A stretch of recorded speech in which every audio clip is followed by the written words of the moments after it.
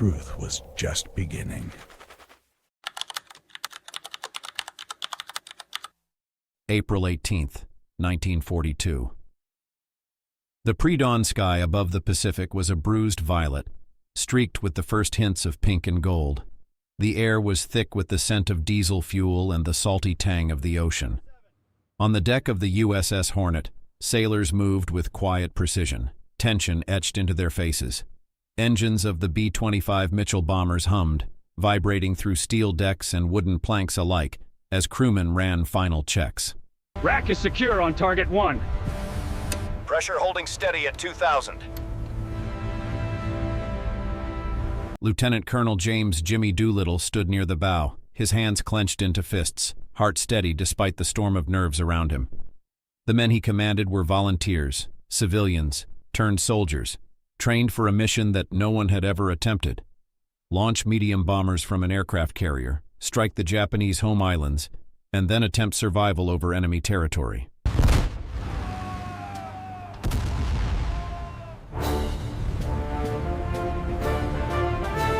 Far below, the ocean reflected the first fragile light. Above, the sky seemed impossibly wide, a canvas for daring and death alike. Each B-25 was stripped of excess weight, fueled beyond normal limits, loaded with bombs that could destroy industrial centers, but could not guarantee survival for their crews.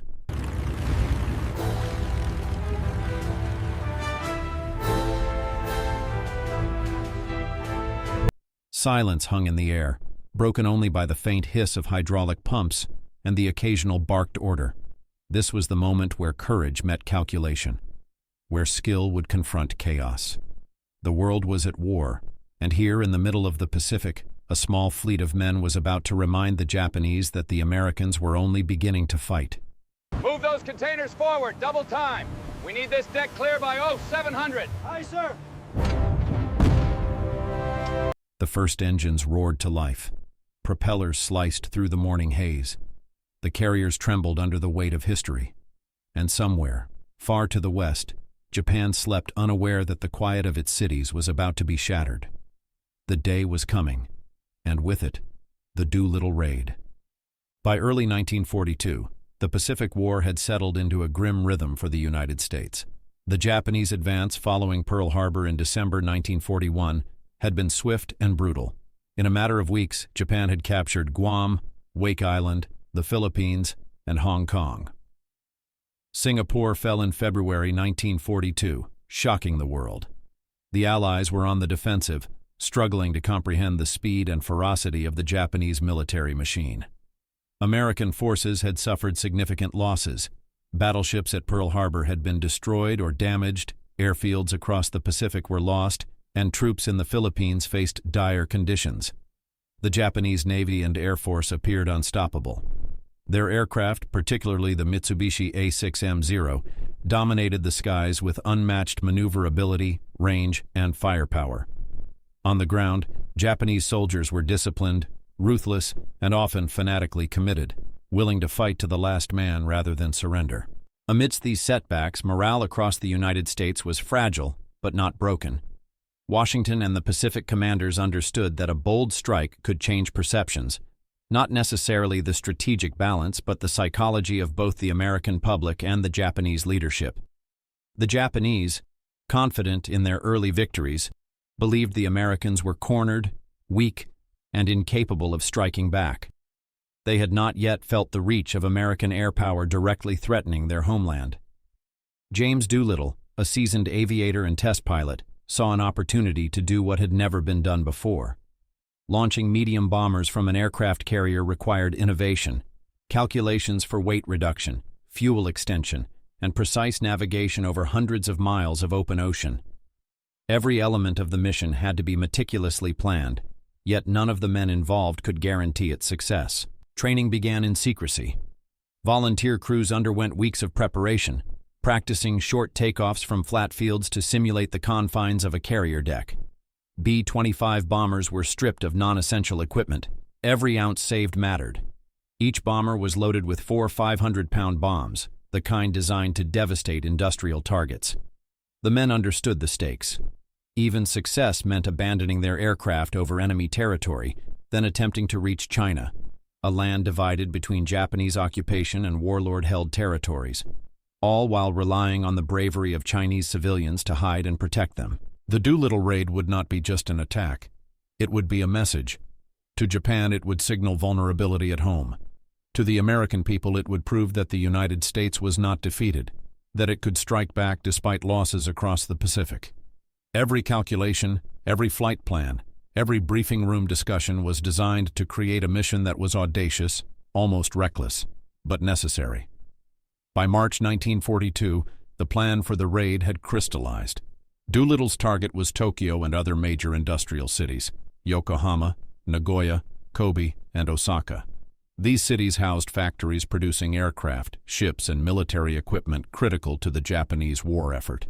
Bombing them would not cripple Japan strategically, but it would send a psychological shockwave, showing that the homeland was within reach of American bombers. The challenge was enormous. B-25 Mitchell bombers, designed for conventional land bases, had never been launched from a carrier. Normally, they required more than 1,500 feet to take off. The USS Hornet's flight deck was just over 800 feet. Every crew had to learn to execute a perfect short takeoff under extreme stress. Fuel management was critical. The bombers needed enough to reach Japan, strike their targets, and then continue on to safety in China. Navigation would be over open ocean, often relying on dead reckoning, with no room for error. In addition to these technical challenges, secrecy was paramount. The mission was classified at the highest levels, known only to the Navy, Select Army Air Forces officers, and Doolittle's crews. Discovery by the Japanese at any stage could doom the operation. The Hornet, escorted by the USS Enterprise and other task force vessels, sailed across the Pacific under a veil of absolute operational silence. The Japanese, patrolling the Pacific and maintaining forward bases across the islands, had no indication that an American strike force was approaching. By mid-April, the fleet was approaching the launch point, some 650 nautical miles from Japan. Intelligence suggested the Japanese were heavily deployed across the islands between the Americans and the mainland. Submarine reconnaissance, coast watchers, and aerial patrols provided critical updates on enemy positions. Any encounter could trigger a premature battle, potentially exposing the plan before the bombers could reach Tokyo. On April 18, 1942, the Hornet task force was spotted by a Japanese picket boat. The crew's nerves stiffened, knowing that Discovery could force an immediate launch far from the optimal distance. Admiral Halsey, aboard the Hornet, consulted Doolittle, who recommended immediate takeoff. Though this increased the risk of running out of fuel before reaching China, it was their only option. Precision and resolve would define the next hours. The men of the Doolittle Raiders, all volunteers, now understood the reality of what awaited them. Bombs, navigation, and takeoff techniques were secondary to courage. In a single coordinated movement, 16 B-25 bombers roared down the Hornet's deck. Their engines screamed, tires skimming the wood as the aircraft lifted into the sky, carrying not only explosives, but the hope and pride of a battered nation. Each bomber carried 4 bombs, 5,000 pounds of total payload, aimed at military-industrial targets. Radio silence maintained, they threaded the needle across the Pacific, fighting turbulence, weather, and the ever-present threat of Japanese interceptors. The journey from carrier to Japan was fraught with tension. Doolittle and his men were acutely aware. Failure meant death or capture, but success meant sending the first clear signal that America was far from defeated. The strategic situation in Japan at the time added a layer of complexity. Japanese air defense was concentrated around major cities, relying on early warning systems, radar in limited locations, and coast watchers. The sudden appearance of American bombers over Tokyo would not only shock military command, but also threaten the population and industrial workforce directly. The raid was designed as much to create psychological effect as physical destruction. This bold undertaking marked a turning point in American morale. Across the Pacific, commanders and troops began to believe that the Japanese could be challenged in ways previously thought impossible. Across the United States, news of the raid, once completed, would serve as a beacon of hope. Yet even as the planes soared toward Japan, the men knew their survival depended on precision, luck, and the bravery of those waiting for them in China.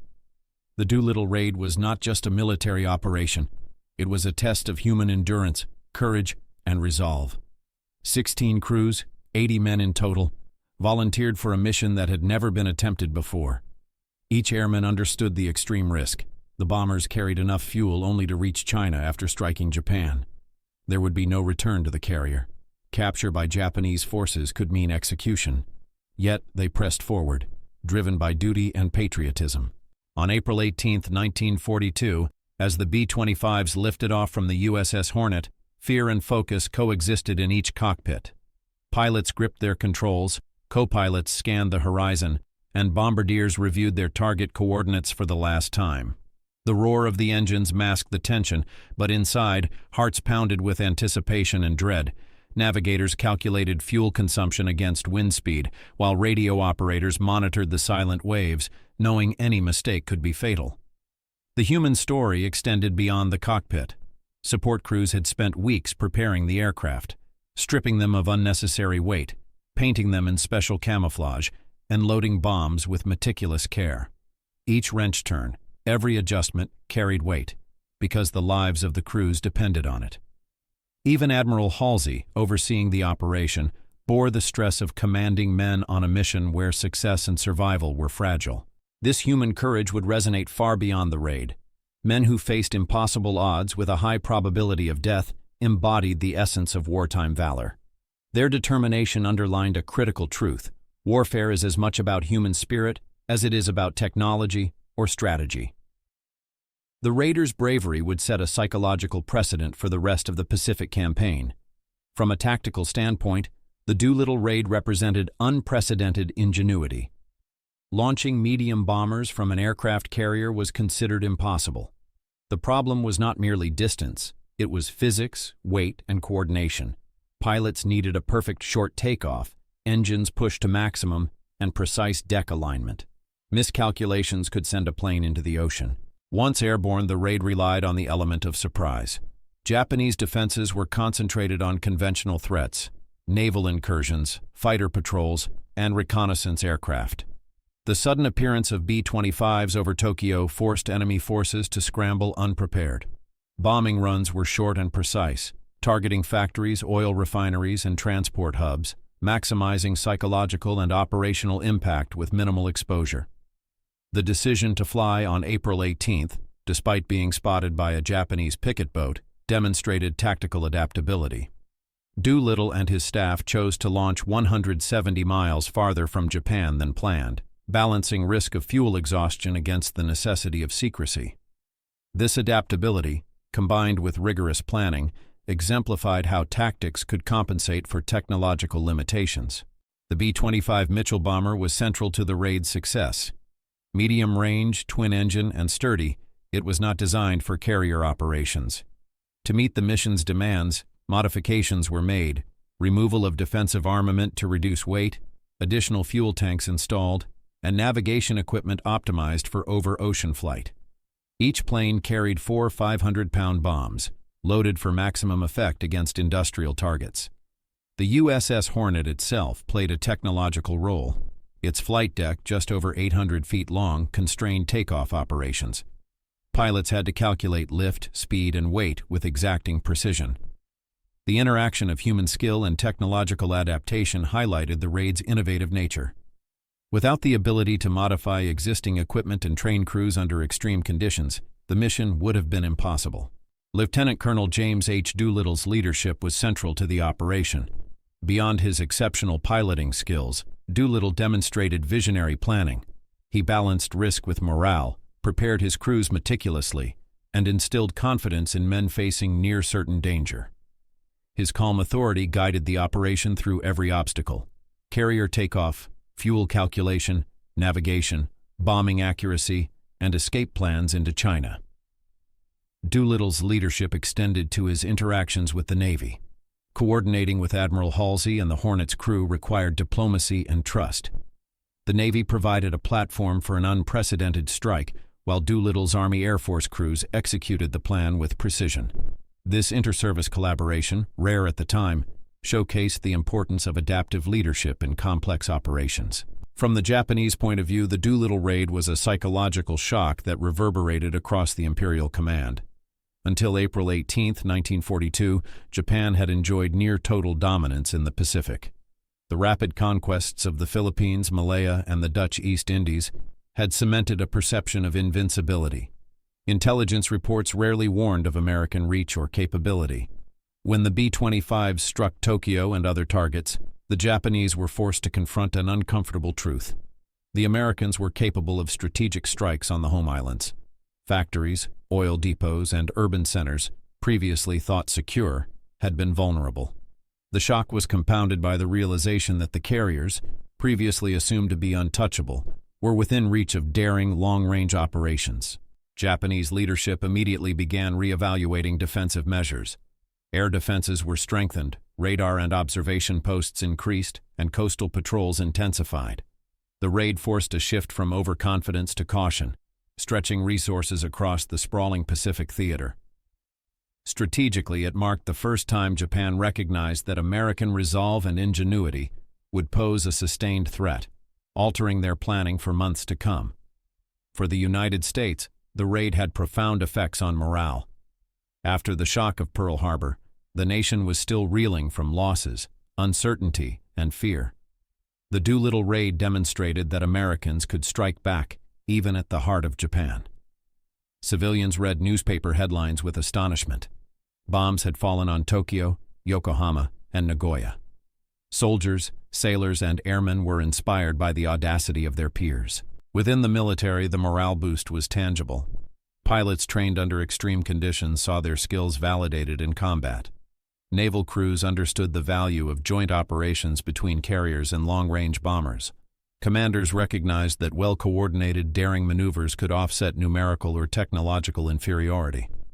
The raid became an emblem of American determination, reinforcing the belief that the United States could not only endure, but respond decisively. Beyond morale, the raid had immediate strategic implications. Although the material damage was limited, most factories continued operating. The psychological impact on Japan was profound. Resources were diverted to homeland defense, weakening Japanese expansion elsewhere. Airfields, radar stations, and anti-aircraft positions were prioritized over offensive operations in the South Pacific. American planners also learned lessons in operational reach. The raid demonstrated that long-range strikes were feasible, foreshadowing campaigns in the Central Pacific. Carrier-based aviation could extend the battlefield, forcing Japan to defend a wider area. Logistical planning, inter-service coordination, and intelligence operations were refined as a result. Doolittle's operation was a precursor to larger offensives, including the Solomon Islands campaign and eventually the push toward Japan itself. Finally, the raid highlighted the evolving relationship between technology and tactics. B-25s had never been intended for carrier launch. The successful modifications, precise fuel calculations, and integration with carrier operations showcased adaptive technological thinking. On the Japanese side, the raid exposed vulnerabilities in radar coverage, early warning systems, and fighter response coordination. The clash of technologies was not purely mechanical. It involved humans interpreting instruments under stress, improvising under unforeseen circumstances, and exploiting the limitations of the enemy's capabilities. The Doolittle Raid demonstrated that technological innovation was not about possessing superior machines, but about using existing machines in ways the enemy could not anticipate. April 18, 1942. The sky over Tokyo was a pale, washed-out gray, streaked with the first light of dawn. On the flight deck of the USS Hornet, 16 B-25 Mitchell bombers were lined up, engines thrumming, propellers slicing the air with mechanical precision. Each plane carried not just bombs, but the weight of a nation's hope. Sailors and airmen moved with quiet urgency, checking straps, gauges, and flares. At 8:20 a.m., Lieutenant Colonel James H. Doolittle gave the signal. One by one, the bombers accelerated down the short carrier deck, wheels bouncing over steel, prop wash kicking up the salt spray of the Pacific. In a feat of audacity, the planes lifted into the morning sky, climbing over 500 miles of open ocean to reach mainland Japan. Every second was tense, every maneuver critical. There was no margin for error. Below, the Japanese were unprepared. Early warning systems had failed to detect the approaching bombers. Civilian workers in factories, office clerks in administrative buildings, and railroad employees went about their routines unaware of the steel storm descending from the clouds. Moments later, explosions tore through industrial districts, sending flames and smoke spiraling skyward. Streets were scorched, windows shattered, and the unmistakable terror of sudden bombardment gripped the population. The raid was over in less than an hour, yet the psychological impact was immediate. Japanese military planners scrambled fighter aircraft, but the distance and surprise rendered many intercepts ineffective. Some bombers were hit, forced to crash land in China or ditch at sea, but the strategic objective had been achieved. The home islands were vulnerable. Meanwhile, American carriers, far from shore and exposed, began evasive maneuvers. The success of the raid had ignited Japanese determination, but it also revealed the ingenuity and courage of a military willing to operate at the limits of its reach. The Doolittle Raid marked a pivotal moment. It was not merely the bombing of Tokyo, it was a symbolic turning point. Japan's aura of invincibility was shattered, and the United States had demonstrated that bold, precise strikes deep in enemy territory were possible. As the smoke cleared over Tokyo, Japanese military command struggled to process the audacity of the attack. Messages crackled from radar stations and coast watchers. American bombers had penetrated the home islands, struck major industrial centers, and vanished before interception could be fully coordinated. Emperor Hirohito's staff and Admiral Yamamoto's planners alike recognized a grim reality. The Americans were no longer confined to defensive positions in the Pacific.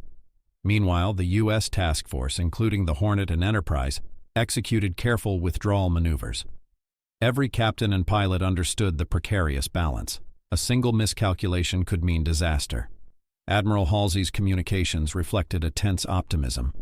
The carriers had completed their mission with minimal losses while delivering a psychological shockwave to the enemy. The Japanese, previously confident in their unchallenged superiority, now faced a sudden need to rethink defensive deployments. Fighter squadrons were scrambled in desperation, but the raid had highlighted the vulnerabilities of the home islands. Aircraft were redeployed, anti-aircraft positions strengthened, and coastal patrols intensified. But the fear lingered. The Americans had shown they could strike at will.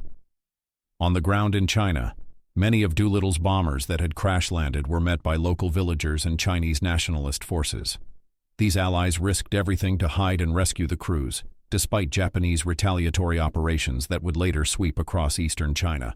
The bravery of civilians and soldiers alike created a lifeline for the raiders, yet it came at immense cost. Villages were destroyed, thousands of civilians killed or imprisoned in reprisals, and a stark reminder that bold operations carried consequences far beyond the battlefield. In Washington, the raid was hailed as a moral victory.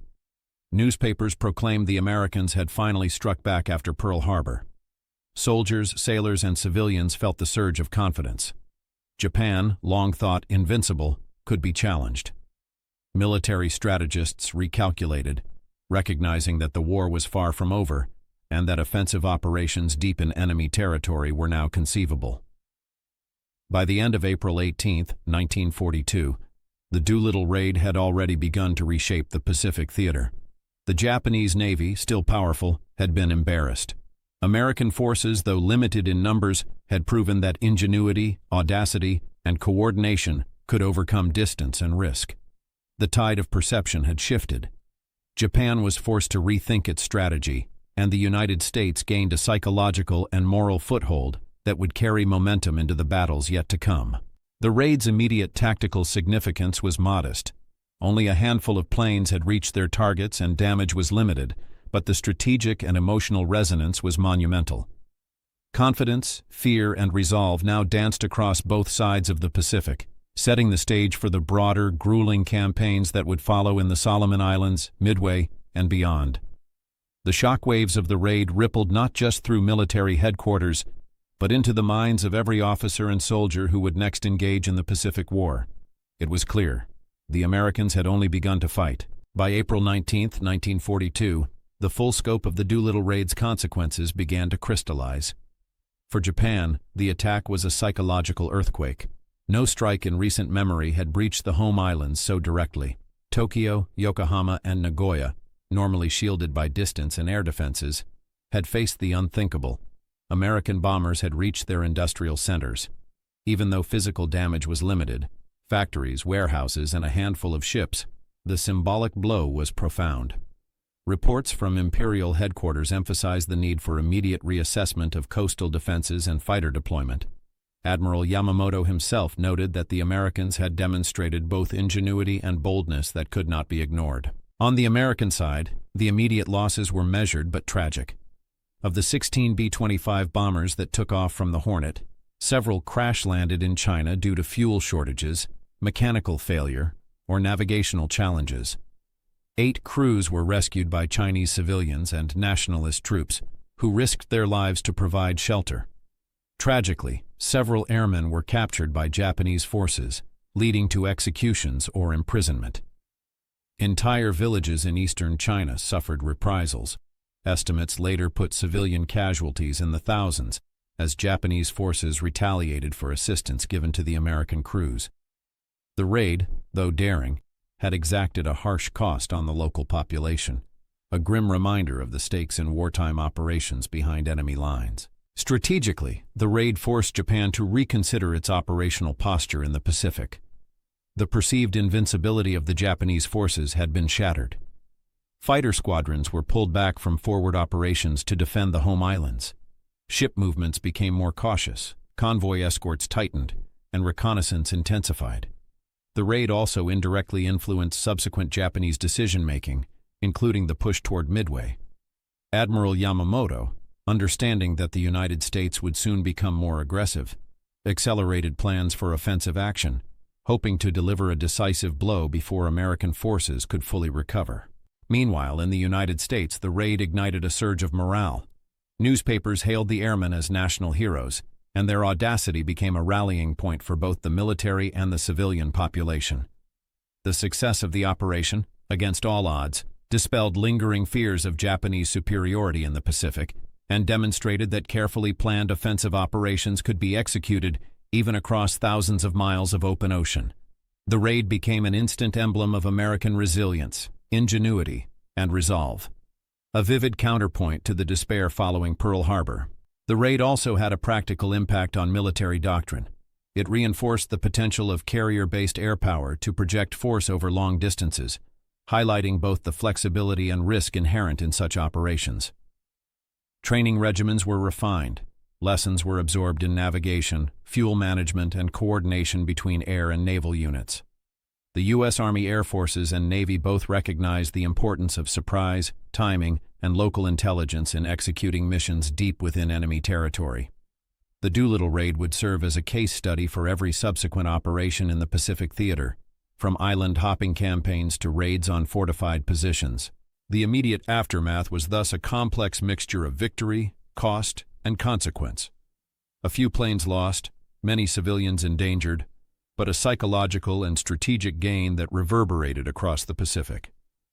Japan now faced a humbling reality, while the United States began to see that the war could indeed be fought offensively, not merely defensively. As the smoke of the raid cleared over Tokyo and other targeted cities, the Imperial Japanese Navy and Army began to adjust their calculations. Previously, the Japanese had considered the American threat to the home islands negligible. The Doolittle Raid forced a reevaluation. Coastal defenses were expanded, radar and lookout posts were reinforced, and fighter aircraft were redistributed to protect strategic centers. Every shipyard, munitions plant, and port became a potential target, demanding a permanent state of heightened alert. Intelligence reports from field units and naval reconnaissance emphasized the unprecedented boldness of the raid, noting that the Americans had flown almost 600 miles from a carrier task force, bombed major cities, and landed in occupied territory without being detected or intercepted in time. The raid's ripple effect on Japanese strategy was immediate. Yamamoto, who had previously focused on aggressive expansion through the South Pacific, now faced the urgent task of shoring up Japan's defensive perimeter. Among his concerns was the morale of both the military and civilian population. The raid had demonstrated that Japan was no longer invulnerable. To reassert dominance, plans for the Midway operation were accelerated, aiming to crush the American carrier fleet and secure Japan's defensive buffer before the United States could launch additional long-range operations.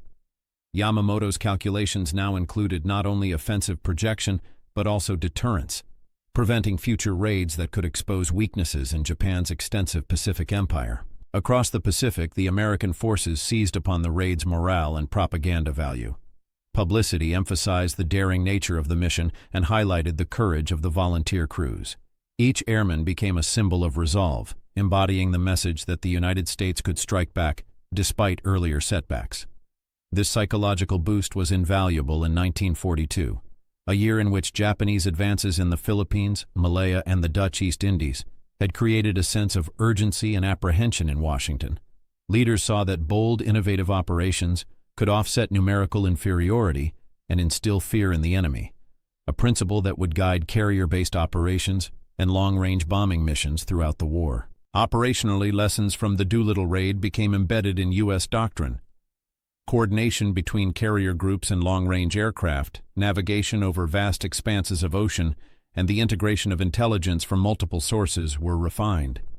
The raid highlighted the importance of fuel management, precise timing, and the use of local allies, in this case Chinese resistance forces, to facilitate mission success. The Americans also learned that audacity, when combined with meticulous planning, could compensate for technological or numerical disadvantages.